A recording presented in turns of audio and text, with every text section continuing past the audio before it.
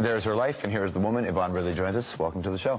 Thank you. So you're here in Canada. The Canadian Islamic Congress brought you here, a series of lectures. What do you talk about?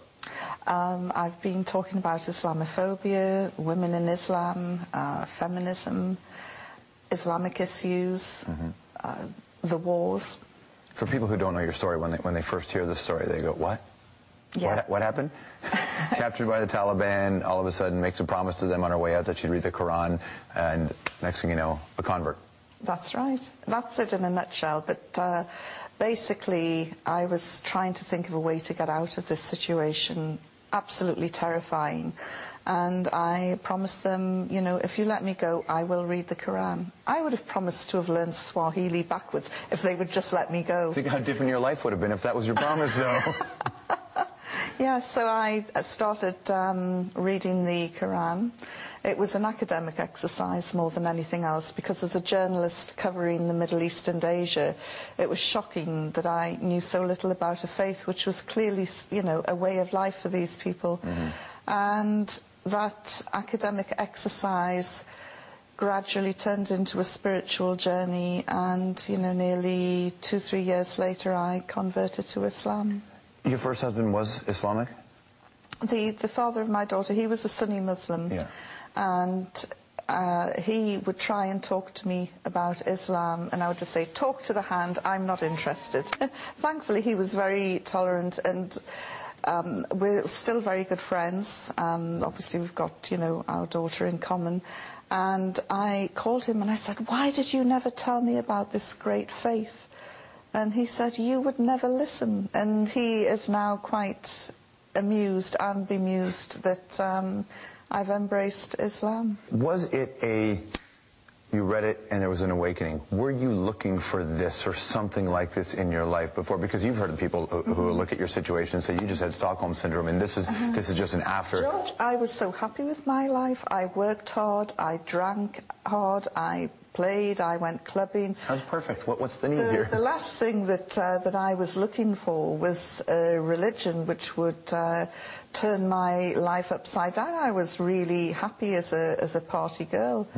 So I wasn't looking for anything. But things started to resonate, and I started to look into it more, especially with regards to the rights of women, and was completely floored by what I was reading. I know people have said, you know, oh, classic case of Stockholm Syndrome, but I've actually looked into that because I've been asked to present a program about Stockholm Syndrome, and you have to bond with your captors. Now, I was only there 10 days, and during those 10 days, I was the prisoner from hell. I spit on them, right? Yeah, spat at them, swore at them, threw things at them.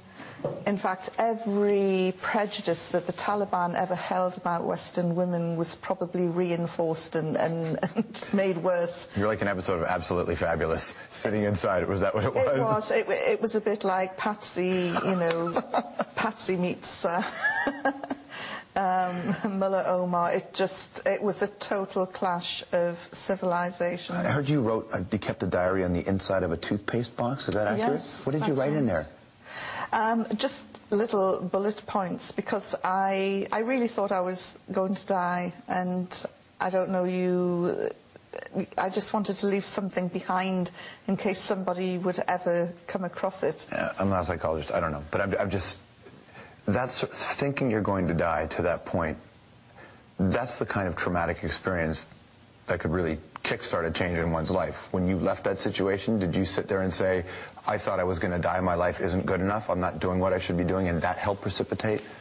No, I just thought I'm going to party more when I get out, you know, and well, enjoy you failed life. at that, Yvonne. I must admit, yes, you did. Some of my friends are very sad that I'm no longer there drinking the champagne glasses. Well, look on the bright side, you picked an amazing time in the world to be a Muslim.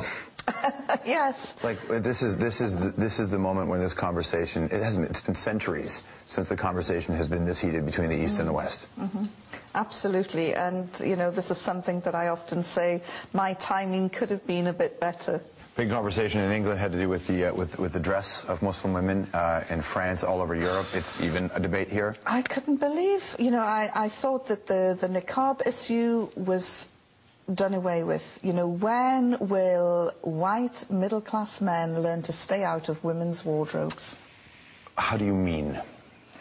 Well, the debate here is over polling and voting, right?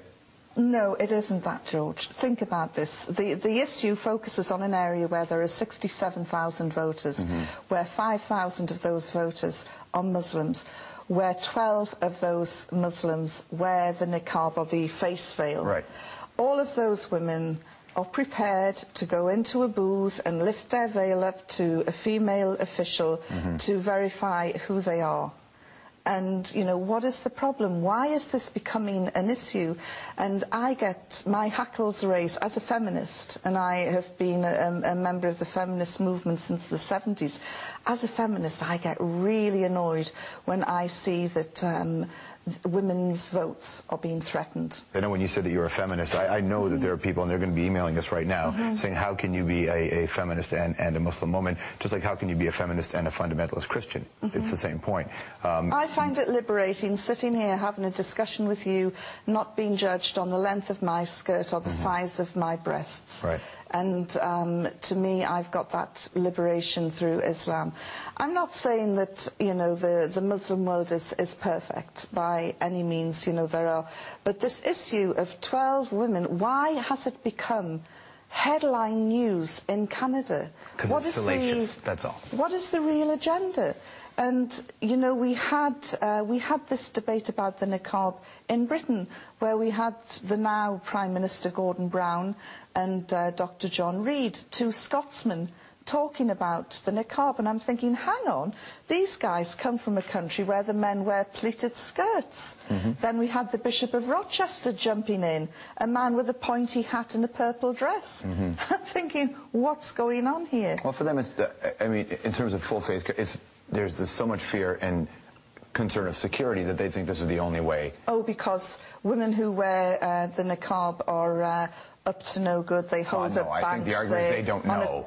The argument is that I'm not defending. I'm saying this is the other side of the coin, which is people say if you are, what do you do in a country where people are scared now, and do they have any right to be scared? I get scared when I see drunken men in the street. So do we ban alcohol? Of course we don't. I get scared sometimes. But it's illegal to be drunk in the street in some places. I get scared sometimes when I see some people with tattoos on their face. Not many, but there are some who have these tattoos on their face, or all the face piercings.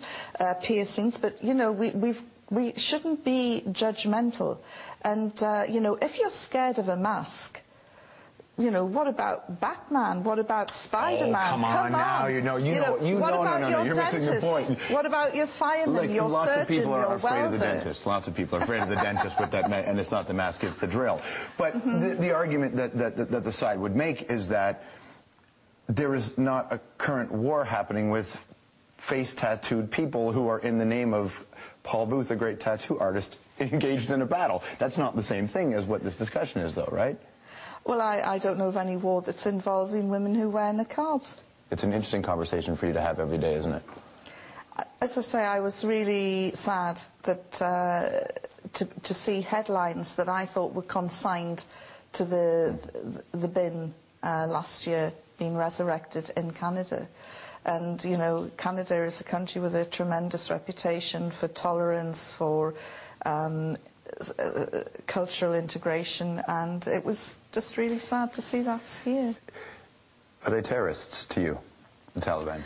You know, I hate the word terrorism. As a journalist, I would love just to pick up the word terror. It's meaningless. Well, it assigns an emotional value, which takes the journalism Nelson Mandela was called a terrorist. Right. He is now the most revered statesman alive today.